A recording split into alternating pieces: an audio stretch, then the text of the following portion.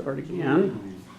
Okay, so I'll go ahead and start recording here just for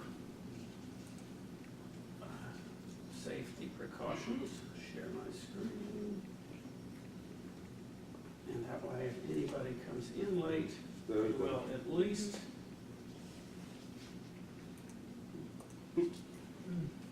Okay. Cupcakes are good. Yeah, they're awesome. This is Muddy's Bake Shop, over on Sanderland behind the Fox and Hound. They are quite good for a bake shop. Okay, so again, happy birthday, Sean and Stan. Thank you. Now get that on the recording, and hopefully that will improve. And lots of yummy sounds. That may improve the presentation. Because as I said, I've really enjoyed studying Freeman again. To prepare for this talk, it's probably like about the 6th time since 2009 that I've really tried to grind into it. And each time I get a little better understanding, and I'm really starting to get pleased with my ability to read his papers where I used to go, to where now I go, I know yeah. that feeling. And so I'm starting to feel a little better about that, but I'm not yet at the level where I feel very good about my ability to explain what I'm reading without, going to the text and grinding through the text with another person one-on-one. So I hope this is better than that, but I want you to kind of lower your expectations a little bit before we start. It's hard.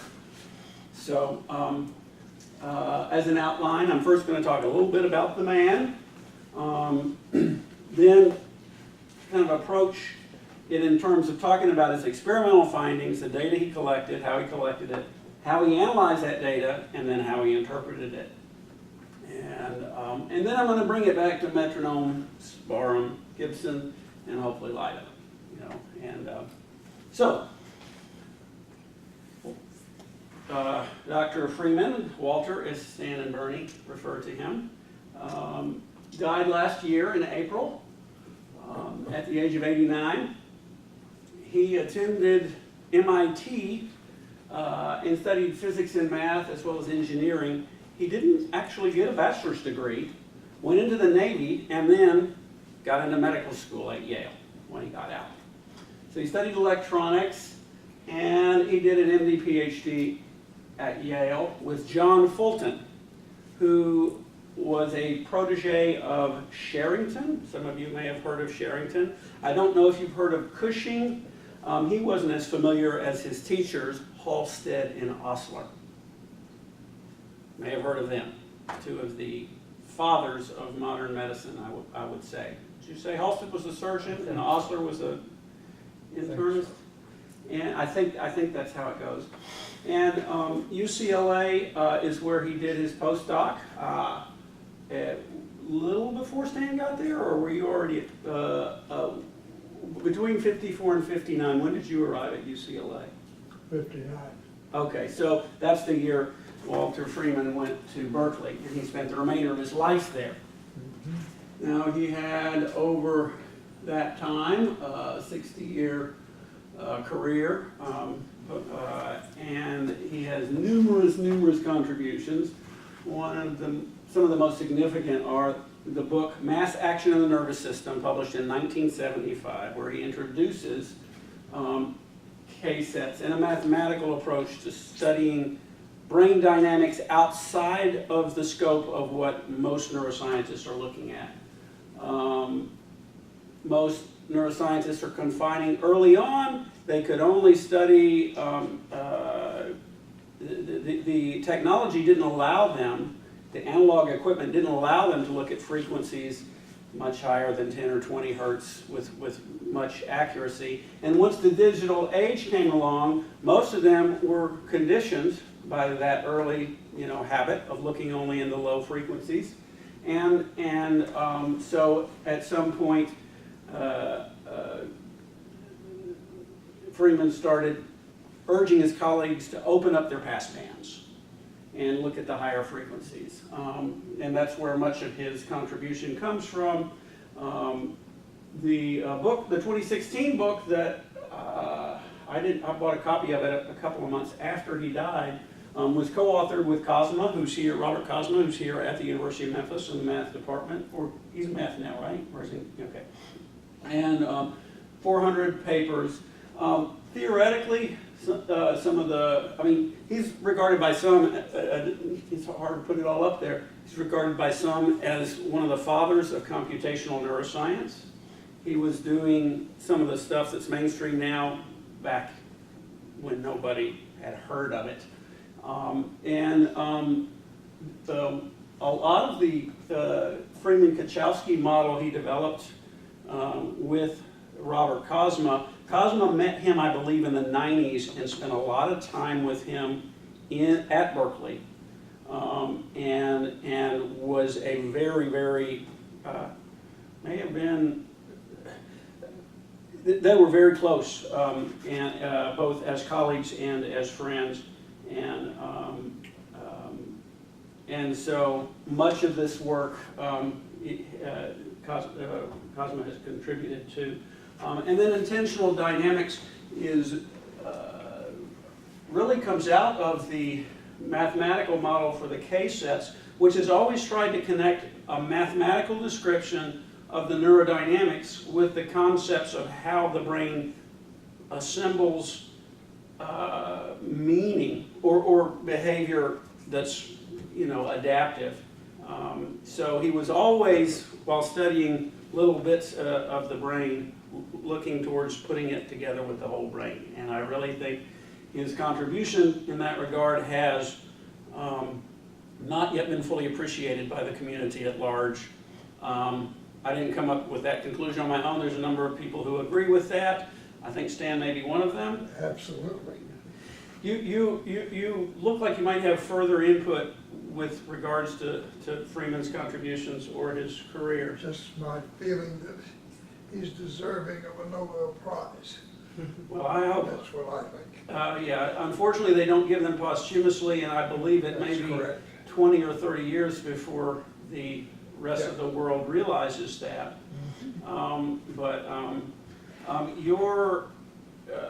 You had more than just a passing acquaintance with him, did you not? You've co-authored papers with him? I have not co-authored papers with him. A grant application? We were on a grant together. Okay. And I'm not sure why papers didn't come out of that grant, but it did. You have served on doctoral committees with him? And I've served on doctoral committees with him. And you've met him many times at conferences. He's come to Memphis on more than a few occasions, I think. He came to Memphis frequently, but that was to visit with Cosma. Yes. Essentially. Okay. Yeah. And I did once arrange, I once produced the Smithsonian in DC wanted to, long back, have a day-long, one-day program on artificial intelligence. And I ended up producing the thing. And I spoke on the AI cognitive modeling side of it. And I got Walter Freeman to come and speak on neurodynamics. And Keith from Yale did the sort of the psychological side of the thing. Neat. That was a neat time. Roughly what year was that? Is that the 90s? Was it in the 90s? The decade? Okay. I can't tell. We'll figure it out later. Yeah. Okay, thank you. Anyone else have personal experiences? I met him one time when he was in Memphis for a Cleon conference. Yeah, I visited with him in his office in Berkeley. Berkeley, yeah. Ah. We were there a day or two and spent some time hanging out with him. Well, now that we've met the man, let's look at his work. Okay, this is a diagram from How Brains Make Up Their Minds of the olfactory system in the rabbit. The top of the diagram is depicted in a layer for simplicity's sake, but it represents the mucosal lining of the rabbit's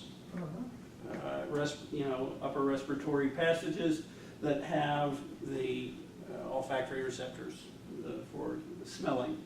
And the olfactory nerve contains the axons from those receptors, and they go to the olfactory bulb, and there are what are called glomeruli, where the receptors excite cells in the bulb, known as mitral cells with an M. And mitral cells are going to project on up to the olfactory cortex, also known as the prepiriform cortex, and there's another cortical structure called the anterior olfactory nucleus.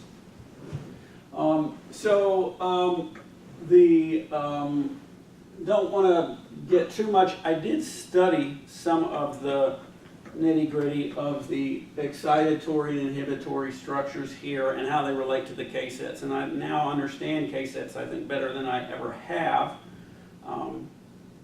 Enough to maybe explain it on a superficial level. If that's of interest to anyone, I would enjoy trying it and I would learn from it, and hopefully not confuse and perhaps even illuminate a little bit. But when is the appropriate time to do that? Is now an appropriate time, or like in lecture? a meeting online perhaps, Okay. or in a future talk if it was of general interest. But the bottom line is that this is where Freeman really began, is by looking at the activity in this bulb in a way that was different from kind of the mainstream. And this is a nice little quote that I want to throw in here because of how it lays a groundwork for tying his approach to things that we've looked at with Gibson as well as with our own work. How is an invariant constructed by the brain for an odorant over multiple trials when the spatial pattern of excited receptors is never twice identical? The same type of problem obviously occurs in visual recognition of faces or signatures and auditory recognitions of voices or words. Note the use of the word invariant. I thought that was fun. Now he's talking about the olfactory system, and there may very well be. Go ahead. What he means there for invariant is simply recognition. He means what Gibson would call it a perceptual invariance. Yes, Yes. that's exactly what he means. That allows the recognition. Yes. The Yes. same recognition, even though all these other things are very different. Right. Right. And in olfaction, it's different than optical input. Very different. Yes.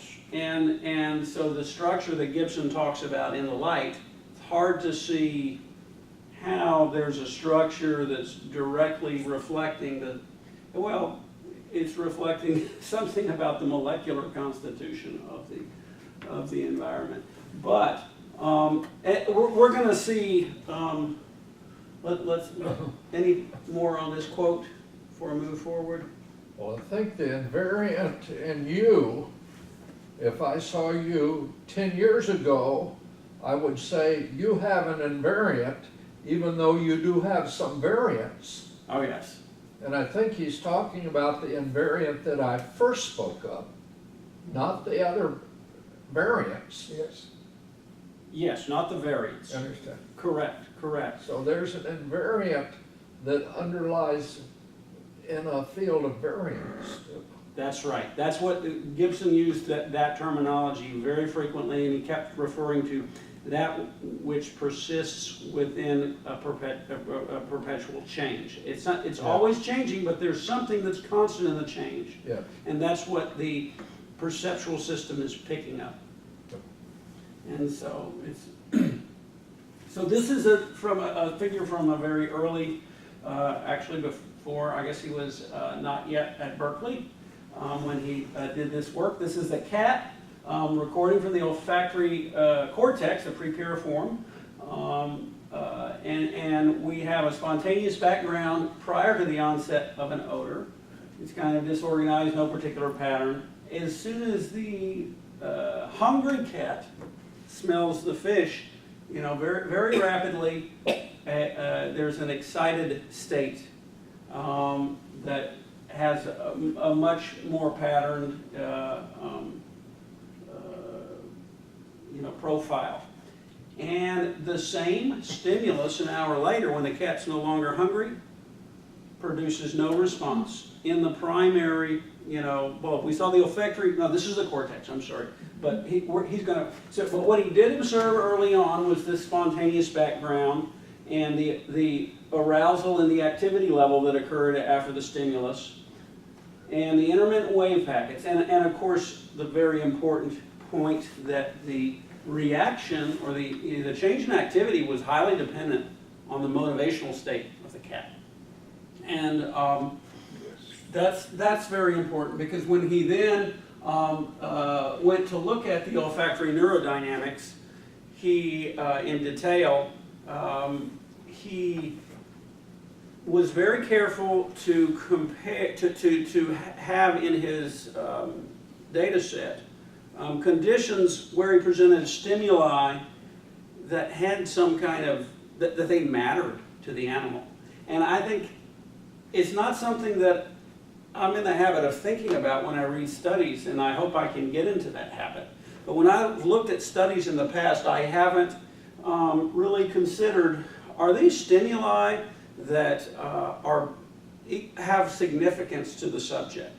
Does the subject care? A dot of light on the retina, or a vertical bar, or you know, gradients of varying spatial frequency, are certainly stimuli which may have no significance to the subject.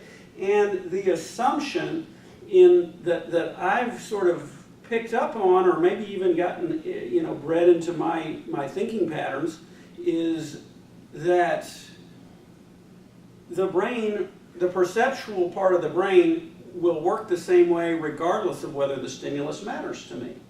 And Freeman did not make that assumption. And in the olfactory cortex, he discovered dynamics which certainly challenged that assumption. And then he later found that other primary sensory areas, somatosensory, auditory, and visual, showed similar dynamics. Now, so what did he see when he studied the dynamics? He put electrodes over the bulb, and then he also put electrodes over the cortex. And the electrodes were arrays, 8x8 arrays, that measured the electrical activity like an EEG, but they were right over the cortex. And he was doing this very early, when most of the people, I misspelled spontaneous, and it didn't give me a little spelling error, so it must like spontaneous. Yeah. Anyway, Correctly spelled spontaneous. Huh? I said you correctly spelled spontaneous. I did correctly spell spontaneous. You are That's what spontaneous correctly. You were right. Okay, so this background activity is devoid of patterns, and it possesses a property called self-organized criticality, meaning it's random appearing, but it's really, really ready to become organized if triggered. And this activity is dependent on the level of arousal of the animal. If the animal is anesthetized or sleepy or bored, then the spontaneous background activity is going to be less. Now, when a meaningful stimulus activates the bulb, then the background activity reorganizes. And the activity spreads across the entire bulb, and it manifests as coherent gamma. So it's high frequency, 20 to, beta to gamma range, 20 to 40. It varies from sniff to sniff, actually. But it's coherent. And then the amplitude across the array that he would measure, the amplitude would vary within this, this coherent frequency. And he said that these patterns were like a signature, easily recognized but never twice identical. And they would appear whenever the subject responded to a stimulus. So they wouldn't appear when there would be some kind of stimulus that the animal ignored. And the stimuli, the odorants that were non-reinforced, they weren't paired with some, punishment or reward. The AM pattern would change, the spontaneous background activity would change, but the wave packet would not emerge. But when the subject found an odor significant, then this activity would manifest. You're saying that this stimulus was not reinforced? Did you say something along those lines? No, there were stimuli that were unreinforced, and they did not do this. They changed the background activity. There was a pattern, or some kind of spatial pattern, but it wasn't one of these that was a signature of something. No, wait, hold on. Yeah, when it didn't get the reinforcement, it didn't learn to discriminate the odor. As far not behaviorally and not neurodynamically. That's my understanding. Okay.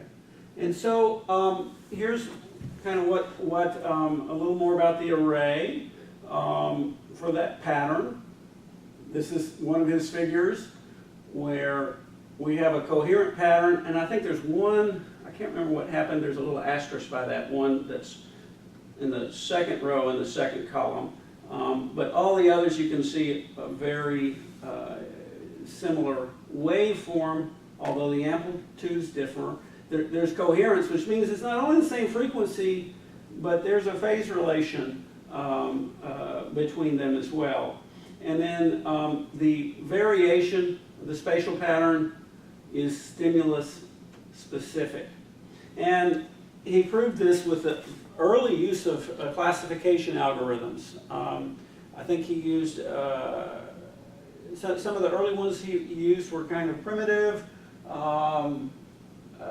He found the centroid of clusters and then use a Euclidean distance to the cluster. And by Euclidean distance, I mean he's taking a 64 vector of real numbers, one for each.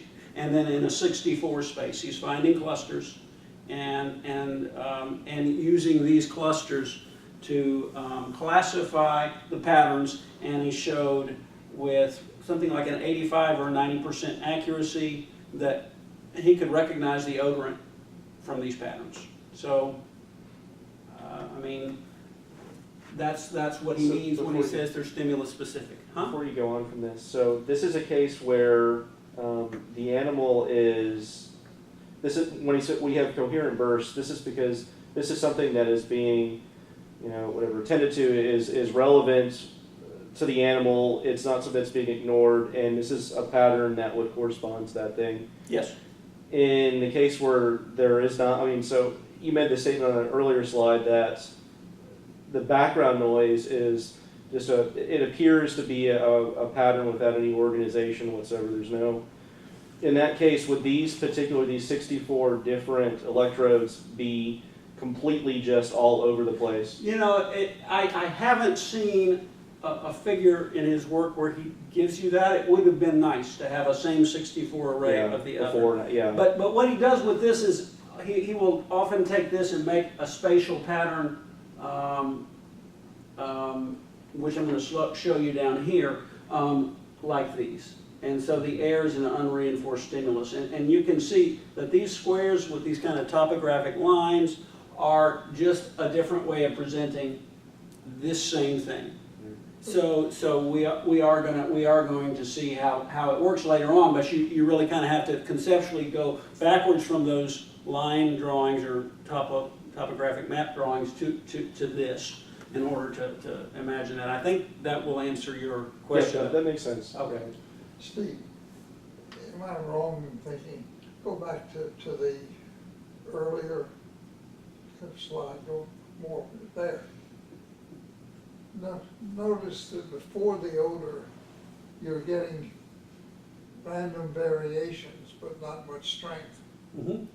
Now go back, but once you get the odor, and if there's motivation for it, Mm-hmm. then you get lots of strength. Yes. Yeah. And this sort of activity here is kind of a continuous activity from like a single Yes. electrode of Now- what's happening here. And that's what I was going to say. In almost all of these, nothing's happening. And you're No, the I realize that all of these are responding to the same odorant. why do you say nothing's happening? Because the small amplitude? Yes, that's No, what. no. what- There's not nothing happening. There's amplitude variation, but what's happening is that all of the frequencies of these patterns are coherent. You see that one that's a little messed up, the Yeah. second from the top? Yeah, That one, I think the ground was loose or something. It didn't record properly. sure. But that's what the others would look like if nothing was happening, more or less. They would not have the organized sawtooth. You wouldn't be able to see this gamma pattern. So the amplitude is Saying low. That even the ones with the low amplitude are even. Yeah. are- See, this figure only shows them to be low amplitude in relation to those with the highest amplitude. Yes, So this concept of low amplitude doesn't mean nothing's happening. It just means that's the scale that he has for this figure. If you looked at any one of these, see the pattern goes across the whole bulb. If you looked at any one of these, it would show the same sort of thing as this. aha, that's interesting. Yes. I've never interpreted them that way. So all the electrodes come into the same frequency. Yes, and when he did the classification pattern, he did a leave one out sort of thing to find, and he also used, what's it called? It's not ICA, what's the other one? PCA? Yes, PCA. He used PCA to try to establish if one electrode was more significant than the others, and they are equally significant Huh, for predicting the pattern. that's interesting, thank you. Okay, so this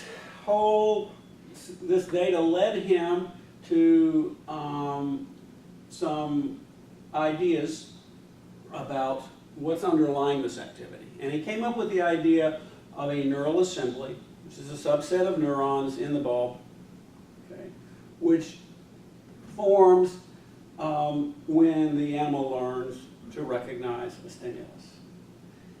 And it sensitizes the cortex to the stimulus and amplifies the impact of it. The cortex is staying in a state of self-organized criticality. So it's always ready to get into a pattern.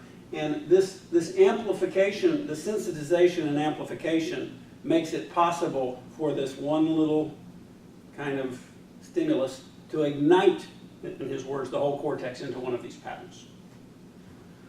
So this pattern manifests, and the ignition that I talked about, that's the word he uses, is modified by the arousal level of the animal, whether the animal cares or not. That's where the motivation comes in.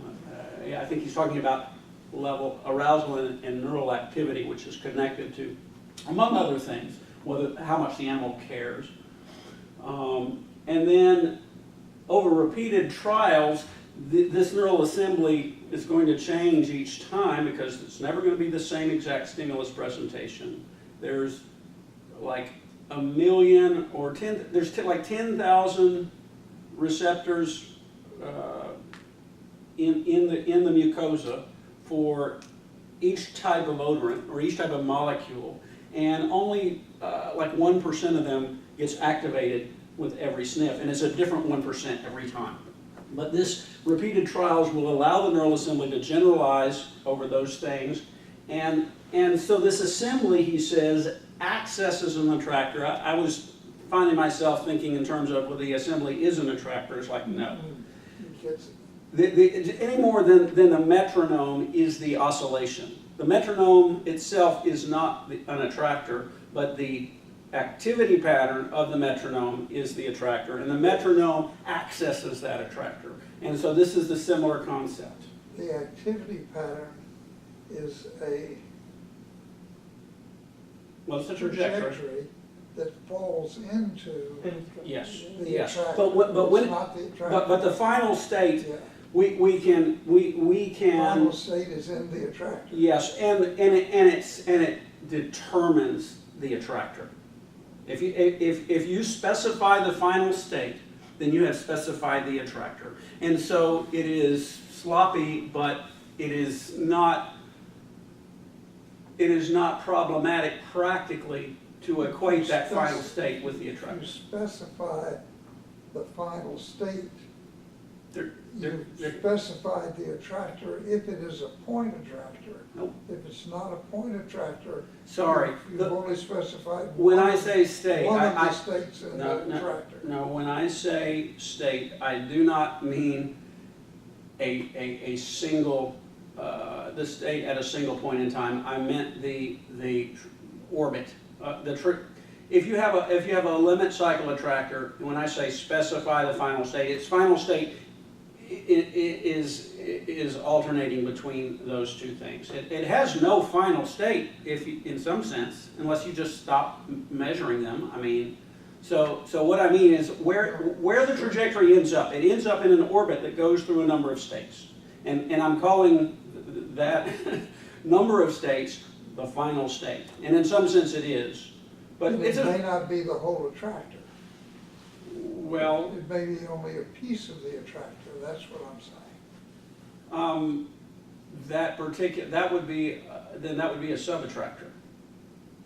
It might be a sub-attractor, yeah. Yeah, you really wouldn't call anyway, let's not get hung on this. I think the important thing is that there are distinctions between the dynamic entities and the physical entities which exhibit the dynamics, right?